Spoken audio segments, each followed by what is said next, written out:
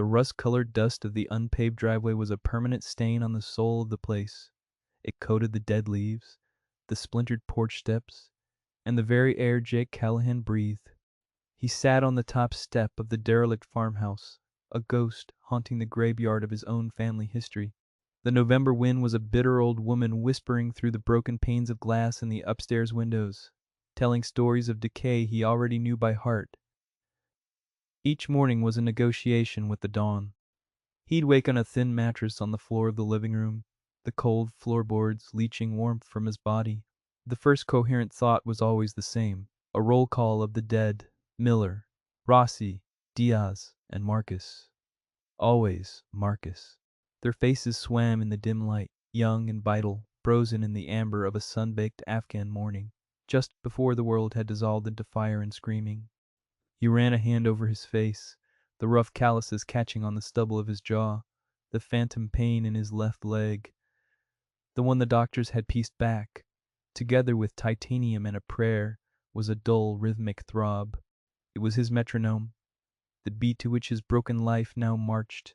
He had been a master chief in the United States Navy SEALs, a warrior, a leader of men who walked into the darkest corners of the world and made them safe. Now, he was just a man with too many ghosts and not enough whiskey to drown them. The bank sent letters. He used them for kindling.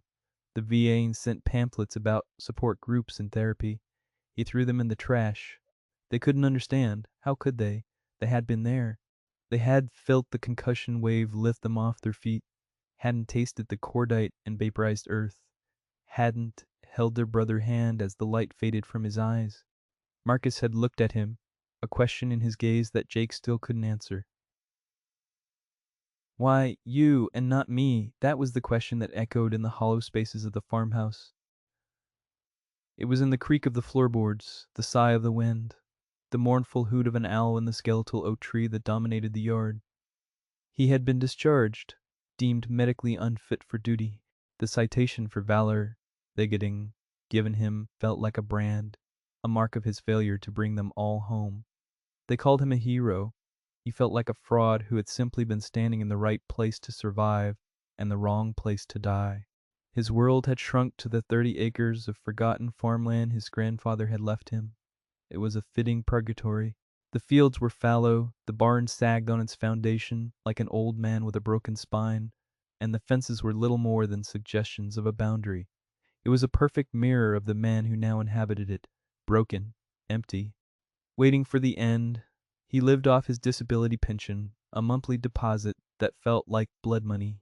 It was enough for cheap coffee, canned beans, and the occasional bottle of bourbon that promised a few hours of blessed numbness. He spoke to no one. The nearest town was 10 miles away, and he only went when supplies ran low, moving through the grocery store aisles like a wraith, his eyes downcast, his presence a heavy silent thing that made people give him a wide berth. They saw the scars that snaked up his neck from beneath his collar, the rigid set of his jaw, the haunted emptiness in his eyes, and they left him alone. It was all he asked for. This particular morning the cold was sharper, more insistent. It bit at the exposed skin of his hands as he nursed a mug of black coffee. The world was painted in shades of gray and brown. Across the overgrown field that separated his property from his only neighboring was the Miller place. Old Man Miller was a creature of local legend, a sour recluse who was even more isolated than Jake. They two never spoken, only exchanged a single hard-eyed nod from a distance once. Miller and property was even worse than his own. A collection of rusted machinery and collapsing sheds that looked like the aftermath of a localized apocalypse. It was then that he heard it. At first, it was just a flicker of sound on the edge of the wind, almost indistinguishable from the rustle of dead leaves. He paused, his coffee mug halfway to his lips, his head cocked, his senses, honed by years of listening for the snap of a twig or the scrape of a boot in the hostile dark, were still razor sharp. They were a curse, mostly, amplifying the mundane sounds of his solitude into threats that never materialized. But this was different. It came again, thin and reedy, a whimper. a sound of pure, undiluted misery that cut through the gray morning like a shard of glass. It was the sound of a creature in pain, a creature giving up. Jake set his mug down on the splintered wood of the porch step. He stood, his bad leg protesting with a sharp, grinding ache. He stared across the field toward the Miller place. The sound had come from there, from a dilapidated shed near the back of the property, half hidden by a thicket of overgrown briars. For a moment he considered. It wasn't his business. Miller was a mean drunk, by all accounts. Getting involved was a bad idea. He had enough of his own demons to fight without inviting someone else, or he'd spent years building walls around his heart, thick and high, to keep the world out. He had no room for anything else. The whimper came a third time, weaker now, followed by the harsh metallic rattle of a chain. Something inside Jake, a part of him he thought had died in the Afghan dust, with his men stirred. It was the old instinct, the one that said you don't leave a man behind, the one that said you stand for those who can't stand for themselves. It was the code he had lived by, and the code he thought he had abandoned. He turned and went back inside the house, not for a weapon, but for the worn leatherwork gloves on the counter. He pulled them on, the familiar feel of the leather, a small comfort. He walked off the porch, his boots sinking into the damp earth, and started across the field. He didn't know what he was going to do, or what he was going to say. He only knew that he couldn't sit on his porch and listen to that sound anymore. He couldn't be that man. Not today. The fence between the properties was a joke, more rust than wire. He stepped over easily and moved toward the sound, his steps silent, his body low. He moved like a predator, a habit forged in environments where noise meant death. The smell of rot and damp earth grew stronger as he approached the shed. The door hung askew on one hinge, a dark maw leading into shadow. He peered inside. The interior was a junk-filled mess, smelling of mildew and something else, something acrid and foul. In the far corner a shape resolved itself from the gloom. It was a dog, a German shepherd, or what was left of one. Its coat was matted with filth and mud. Its ribs a stark, horrifying landscape under its skin. A heavy rusted chain was padlocked around its neck, tethered to a steel post, driven into the dirt floor. The chain was short, giving it only a few feet of movement. An overturned, algae, slicked bucket lay nearby, clearly meant for water. There was no food. The dog lifted its head slowly, the effort seeming to cost it everything. Its eyes met Jake's, and in that moment, the world stopped. Jake had seen those eyes before. He'd seen them in the faces of young soldiers after their first firefight. He'd seen them in the eyes of refugees fleeing a war-torn village. He saw them every morning in his own reflection. They were eyes that had seen too much, suffered too much, and had given up all hope of ever seeing anything else. They were broken. The dog didn't growl. It didn't bark. It just lay there, a faint tremor running through its emaciated frame, and watched him with a profound, soul-deep weariness that Jake understood completely. He saw himself in that animal, the same scars, the same isolation, the same quiet surrender to the pain, a cold, clean rage, an emotion he hadn't felt in years, washed through him. It wasn't the hot, chaotic anger of combat. It was a righteous, glacial fury. This was wrong, a simple, absolute, and unforgivable wrong. "Hey, what the hell you doing on my property?" The voice was a gravelly snarl from behind him. Jake straightened up slowly, turning to face the man who had just emerged from the back door of the dilapidated house. It was Miller. He was a wiry man in his late 60s, with a face like a dried apple, and small, mean eyes. He held a rusty shotgun, held loosely but with clear intent. "Your dog," Jake said, his voice a low rumble, rusty from disuse. "It's hurt. Ain't your concern," Miller spat, taking a step closer. The smell of stale liquor wafted from him. "That's a guard dog. He's mean, supposed to be. Now get off my land before you find out how mean I can be."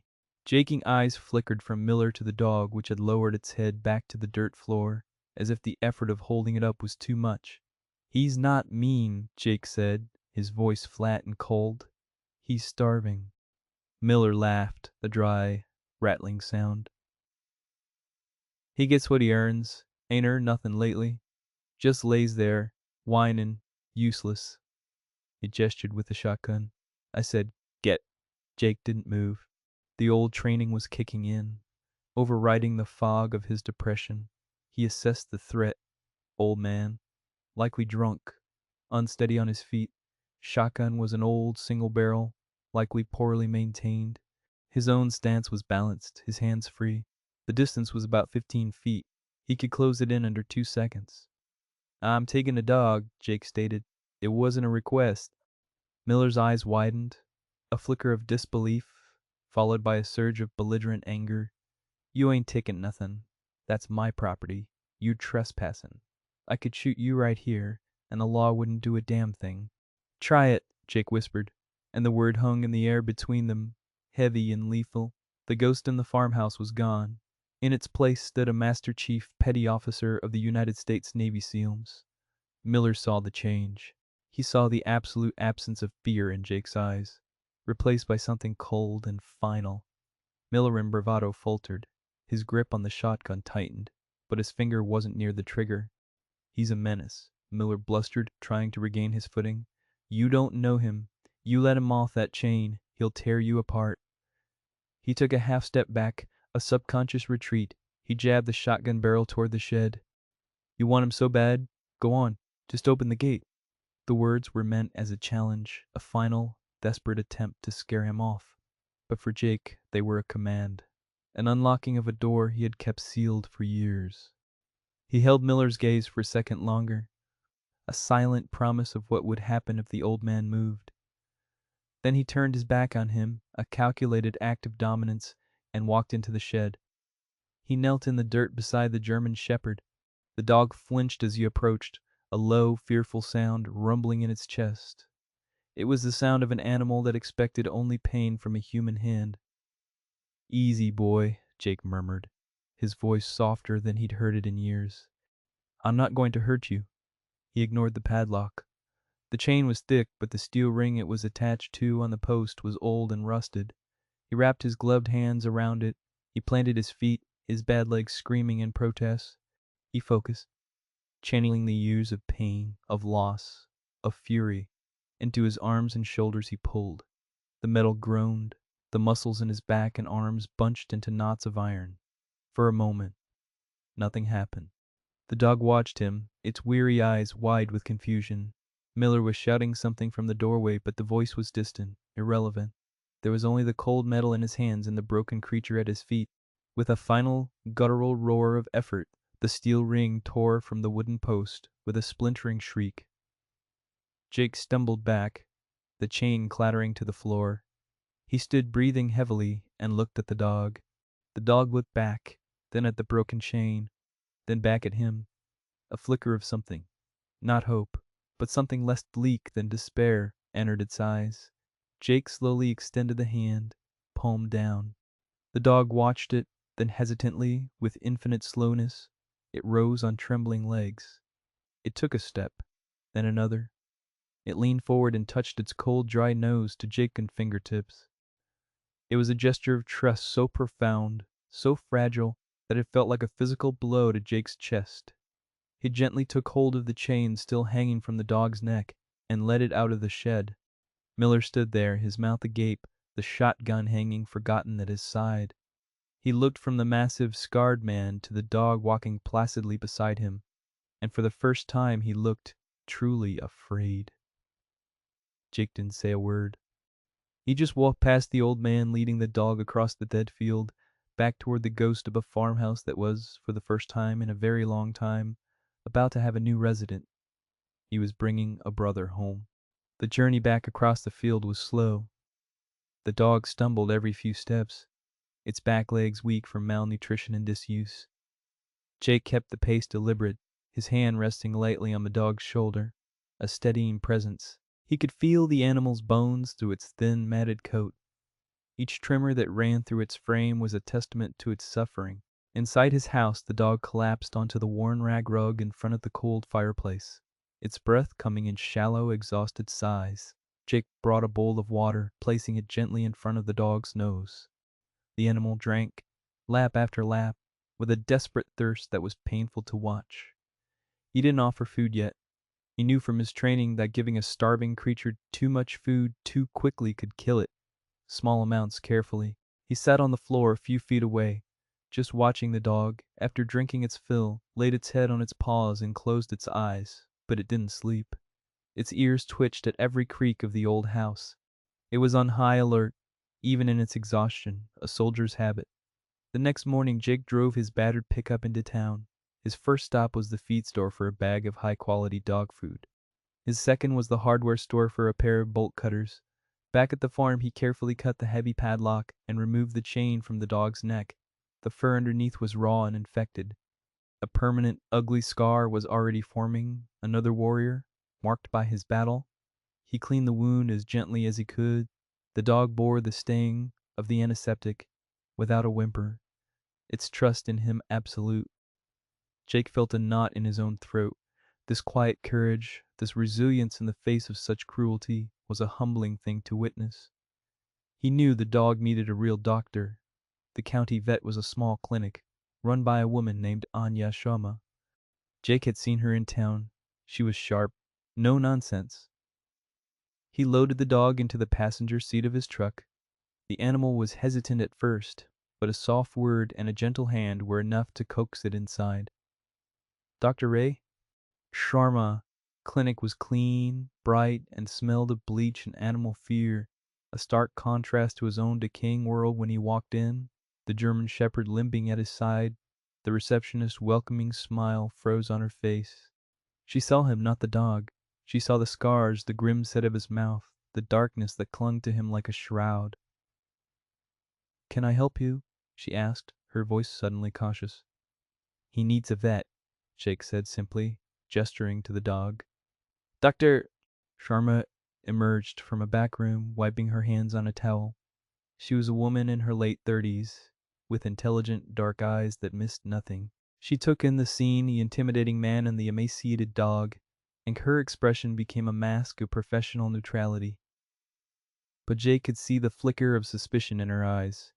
She probably thought he was the one who had hurt the dog. The thought sent a surprising pang of hurt through him. "In here," she said, her tone clipped, leading them into an examination room. She was gentle with the dog, her hands skilled and confident. The dog, in turn, was a model patient. It stood stoically on the cold metal table. As she examined it, its eyes fixed on Jake, drawing strength from his presence. Severe malnutrition, dehydration, multiple infections, both skin and internal. "Looks like some older, poorly healed fractures in his back leg," she recited, her voice a low, angry hum. "And this," she pointed to the raw wound on its neck. This was a chain, a heavy one, padlocked. She looked up, her dark eyes pinning Jake to the wall. "Where did you get this dog?" "My neighbor's," Jake said, his voice level. "He wasn't taking care of him." "Taking care of him." "This is criminal abuse. Did you report it?" "I handled it," Jake replied. Her lips thinned. "By handled it, do you mean you stole him?" "I liberated him," Jake corrected, a hint of the old steel in his voice. "Doctor—" Sharma stared at him for a long moment, a silent battle of wills passing between them. She saw something in his eyes then, a deep, resonant pain that mirrored the dog's, and her expression softened almost imperceptibly. She turned her attention back to the animal. "I'll need to run some blood work, get him on antibiotics and a careful feeding schedule. He can't stay here. We don't have the kennel space for long-term care." She was testing him. "He's staying with me," Jake said, leaving no room for argument. As she worked, she ran a microchip scanner over the dog's back. It beeped. "Well, at least he's chipped. Let's see who the registered owner is." She frowned at the scanner's display. "That's odd. It's an encrypted frequency, 15 digits. Standard chips are 10 or 13. This is a military-grade chip." Jake felt a jolt, a sudden cold premonition. "Military?" he asked, his voice tight. "Or federal?" she said. Her curiosity piqued. I've seen it once before on a retired ALF dog. Her fingers continued their expert probing, checking the dog's ears for mites. Hold on, what's this? She carefully cleaned a patch of dirt from the inside of the dog's right ear. Underneath the grime was a faded tattoo. It was small, barely legible, but Jake recognized it instantly. His blood ran cold. It was a trident bisected by an anchor and an eagle, the insignia of the United States Navy SEALs, and below it a series of numbers and letters. Jake felt the room tilt. He knew that marking. He had seen it on the K9S that worked with the teams. He had seen it on Odin, Marcus's dog, the one who had been with him in the Humvee, the one who had died beside him. What is it? Anya asked, seeing the color drain from his face. Jake reached out a trembling hand and gently touched the tattoo. The dog leaned into his touch, as if sensing his distress. It's a unit marking, he said, his voice a choked whisper. My unit. The implications crashed down on him. A SEAL dog, a high-value asset, abused and left to rot on a drunk's farm miles from any base. It made no sense. These dogs were heroes. They were retired with honor, often adopted by their handlers. They didn't just disappear. I need to make a call, Jake said, his mind racing. Who would know who was still in the world he had left behind?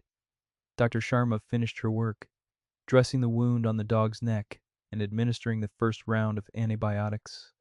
Her demeanor had changed completely. The suspicion was gone, replaced by a deep, troubled curiosity.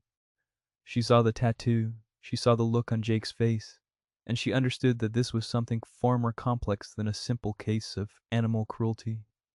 He's stable for now, she said, her voice softer. I've given him some fluids. The feeding plan is on this sheet. Small meals, 4 times a day, no strenuous activity, and bring him back in 3 days. She hesitated. Whatever this is, be careful. Jake just nodded, his mind 1,000 miles away, back in the dust and the fire. He'd pay for the visit in cash, his emergency fund dwindling to almost nothing. He didn't care. He helped the dog, who was now slightly sedated, back into the truck. On the drive home, the dog slept in the passenger seat, its head on Jake's thigh. Jake drove with one hand on the wheel, the other resting on the dog's flank, feeling the steady rise and fall of its breathing. He wasn't just a dog anymore, he was a mystery, a ghost from Jake's past wearing a different face. Back at the farm, Jake settled the dog back on the rug and stared at the silent phone on his kitchen counter. There was only one person who might have answers, a man whose number he had committed to memory but had sworn he would never use. Captain Robert Wallace, his former the man who had handed him his discharge papers and told him to get some rest. Calling Wallace would be like opening a tomb. It would let all the ghosts out. But looking at the sleeping dog, at the SEAL trident tattooed in his ear, Jake knew he had no choice. This dog was a soldier, one of his own, and he had been left behind. Jake Callahan did not leave his people behind. Not again. Not ever. He picked up the phone. 2 days passed in a strange, tense quiet. Jake followed the vet's instructions to the letter. Feeding the dog Hidu started calling him Kaiser, a name that felt strong and noble. Small, precise meals. He cleaned his wounds. They spent their time in silence, 2 broken warriors finding a strange comfort in each other's damaged presence. Kazaran's strength began to return. The haunted look in his eyes was slowly being replaced by a watchful, intelligent loyalty. He followed Jake everywhere, a silent 4-legged shadow.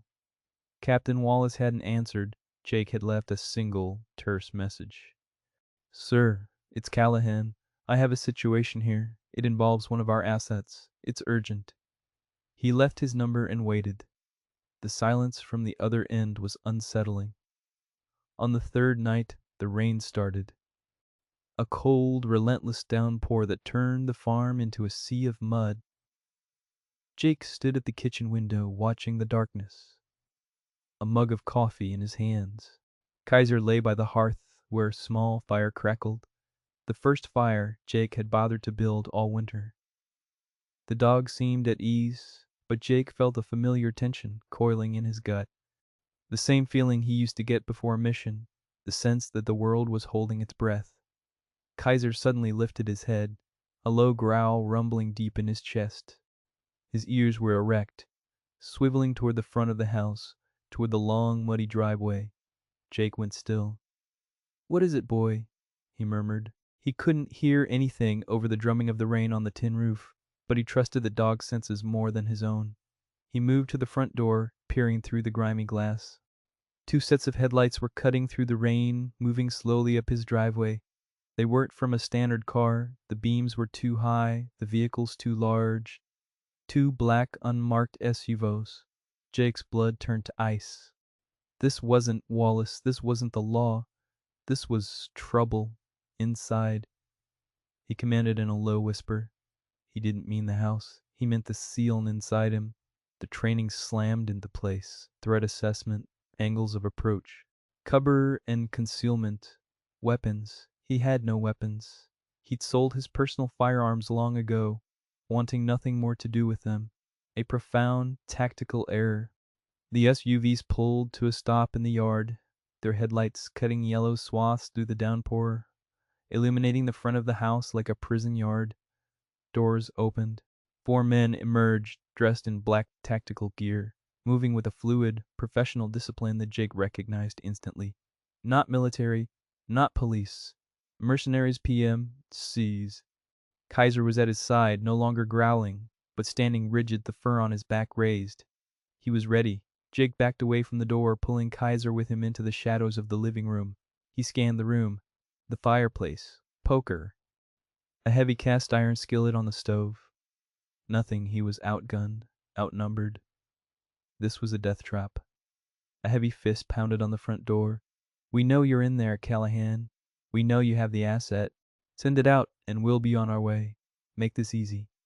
The voice was calm, professional, and utterly devoid of emotion. Jake's mind raced. They knew his name. They knew about the dog.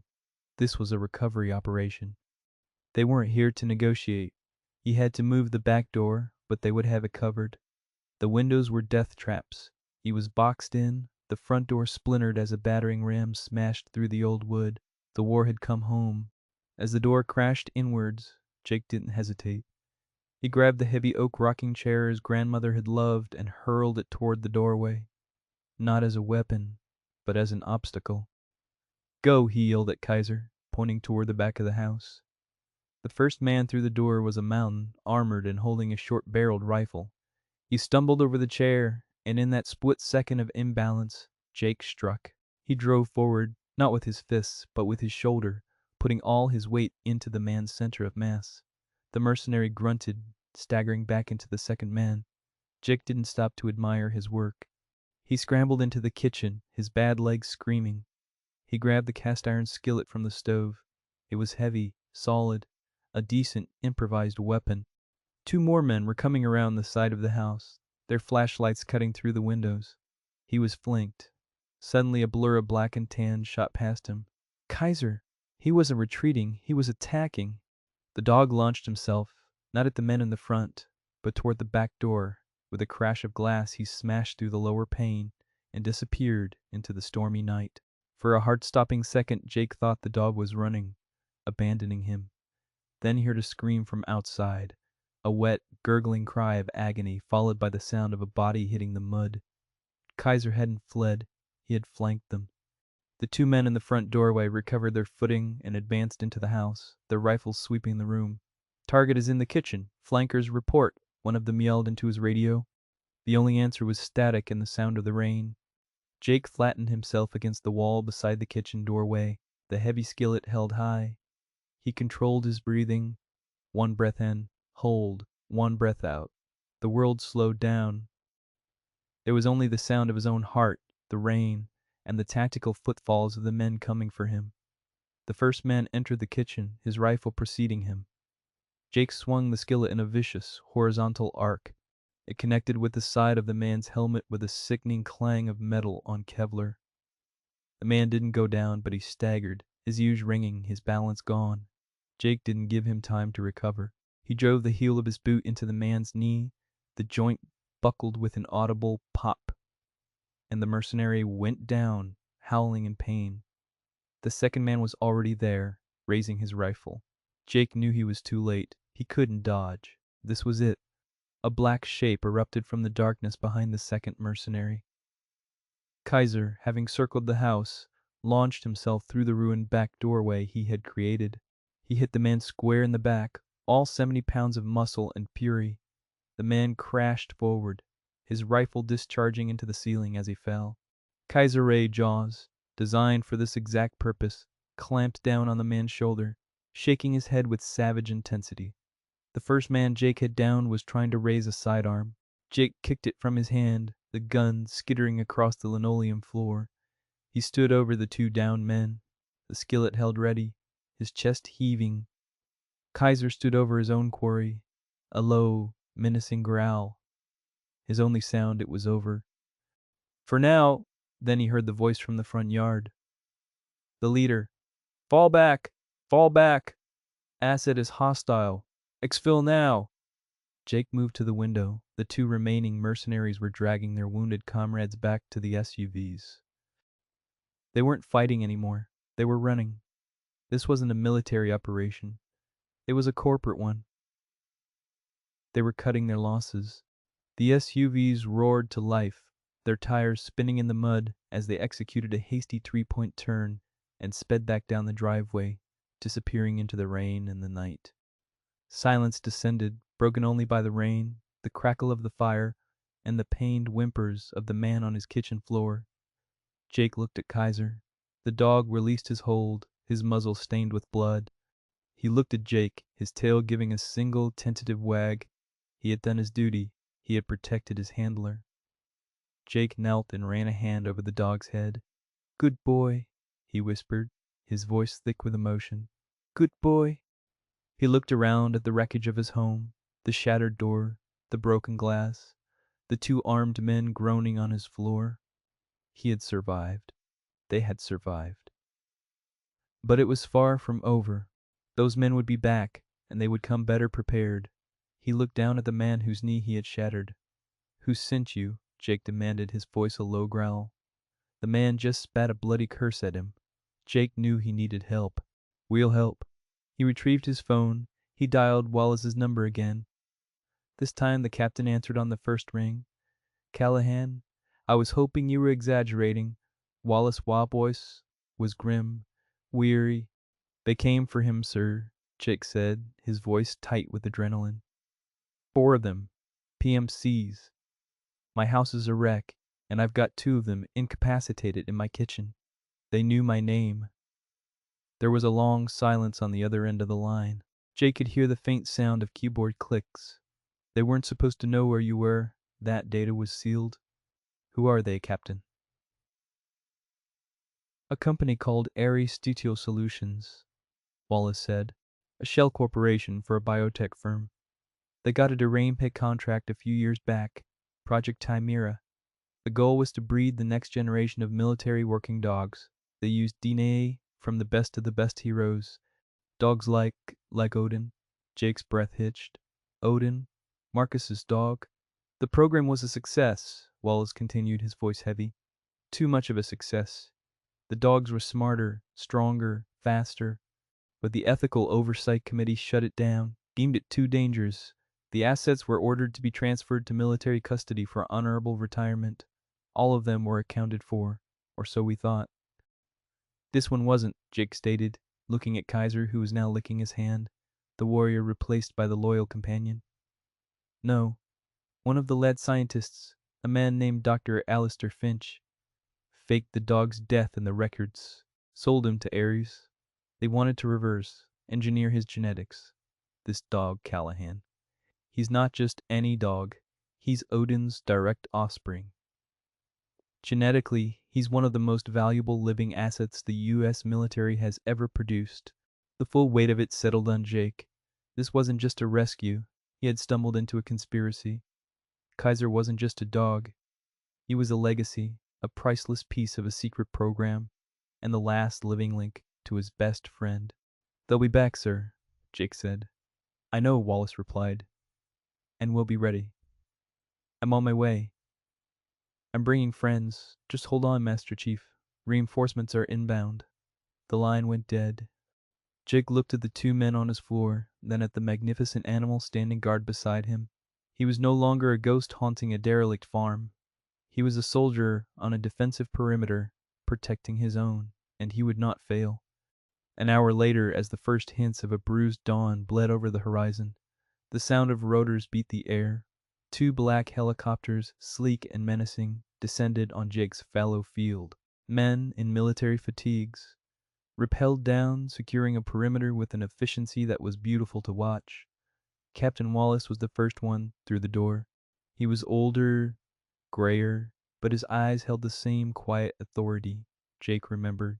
He took in the scene, his shattered door, the subdued mercenaries being zip-tied by his men, Jake standing tall amidst the chaos, and the German shepherd at his side. Wallace looked at Kaiser, his expression a mixture of awe and sorrow. "My God," he whispered, "he has his father's eyes." He stepped forward and knelt, extending a hand to the dog. Kaiser sniffed it, then gave a respectful lick. "He's a good soldier," Jake said, his voice raw. "He's a hero's son," Wallace corrected gently. He stood and faced Jake. "Dr. Finch and the executives at Ares are being taken into federal custody as we speak. This whole ugly business is over." He paused. "Legally, this dog is government property. He should be taken to a secure facility." Jake's heart plummeted after everything. He was going to lose him. He looked at Kaiser, who looked back, a silent question in his intelligent eyes. The bond between them was more than man and animal. It was warrior to warrior, survivor to survivor. Wallace saw the look on Jake's face. He saw the way the man stood, the way the dog leaned against his leg. He saw two broken souls who had started to heal each other. A small, sad smile touched the captain's lips. "However," he continued, "the paperwork on Project Chimera is a bureaucratic nightmare. An asset that was officially declared deceased has now reappeared, and he seems to have bonded with a decorated, medically retired Master Chief who lives in the middle of nowhere and is uniquely qualified to handle an animal of his caliber."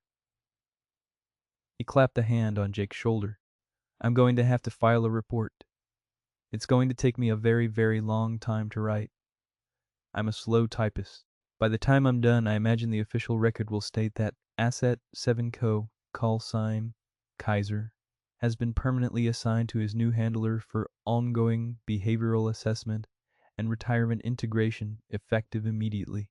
Tears welled in Jake's eyes, the first he had shed since the day he lost his team. He couldn't speak. He just nodded, a wave of profound, overwhelming gratitude washing over him. Wallace's team cleaned up the mess, taking the mercenaries and their gear with them. As the helicopters lifted off, blowing dust and dead leaves across the yard, the farm fell silent once more. It was just Jake and Kaiser standing on the porch watching the sunrise. The fight was over. The ghosts were still there, but they were quieter now. Their angry shouts had faded to respectful whispers. In the eyes of the dog beside him, Jake didn't see a reflection of his own brokenness anymore. He saw a glimmer of a future 1 year later. The farm was no longer a graveyard. A new front door, painted a deep forest green, stood proudly in place of the shattered one. The broken windows were replaced, the porch steps were solid, and a neat stack of firewood stood ready for the winter. The fields weren't fallow anymore. A small but thriving vegetable garden grew near the house. It wasn't perfect, but it was alive. It was healing. Jake Callahan sat on the top step, a mug of coffee in his hands. The scars were still there, on his neck and in his soul, but the haunted look in his eyes was gone. In its place was a quiet peace. The phantom pain in his leg was a dull ache he barely noticed anymore. Anya Sharmakar pulled up the now graded driveway. She got out, carrying a small bag from the local bakery. She had become a regular visitor, a friend. She'd check on Kaiser, who was now a magnificent animal, his coat thick and shining, his body a picture of health and strength. But mostly she came to check on Jake. "Morning, soldier," she said with a warm smile. "Morning, Doc," he replied, a genuine smile reaching his eyes from the newly repaired barn. A joyful bark echoed. Kaiser came bounding out, a tennis ball in his mouth. He ran to Jake, dropping the slobbery ball at his feet, his tail wagging with an infectious energy. Jake laughed, a real deep laugh that felt strange and wonderful. He picked up the ball and threw it far into the field. Kaiser took off like a rocket, a streak of pure, unadulterated joy. He and Anya watched the dog run, a perfect specimen of strength and grace, chasing a simple yellow ball under a bright, clear sky. He was no longer a secret asset or a genetic marvel. He was just a dog. Jake a dog. He looks happy, Anya said softly. We both are, Jake replied, his voice filled with a quiet certainty. He had gone into that dark shed a ghost, a man waiting to die. He had confronted a bully, fought a war, and faced the ghosts of his past. And in the eyes of a broken dog, he had found his way back. They had saved each other. Two old soldiers, finally home from the war, standing together in the light of a new day. The gate had been opened, and what came out was not a monster but a miracle. It was redemption. It was hope.